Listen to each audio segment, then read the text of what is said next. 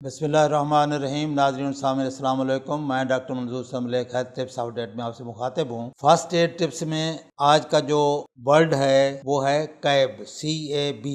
अगर ये लेटर आपके जहन में है, C for chest compression, A for airway उसका बहाल करना है मरीज़ का, उसके बाद चेस्ट कंप्रेशन करनी है।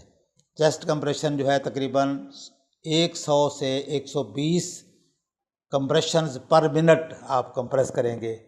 उसका तरीक़ेकार मेरी वीडियो में बताया हुआ है, वो दोबारा देख सकते। और उसके बाद आफ्टर 30 कंप्रेशन एक दफ़ा आप उसके एयरवे को मुंह के साथ मुंह लगाकर, या अगर आपका एम्बू बैग वगैरह है तो आप उसके अंदर भेजेंगे उसके चेस्ट में। एयरवे को बहाल करेंगे, पहले चेन एलिवेट करके उसका मुंह खोलेंगे, एयरवे बहाल करेंगे, उसके बाद उसकी चेस्ट कंप्रेशन करेंगे और इसके बाद आप उसकी ब्रीदिंग उसको देंगे। यानी 30 कंप्रेशन के बाद एक दफ़ा उसके मुंह में आप ईयर माउथ टू माउथ कर दें, या अगर आपके पास कोई आला है एम्बू बैग वगैरह तो उसके थ्रू आप उसको एयर पंप करें।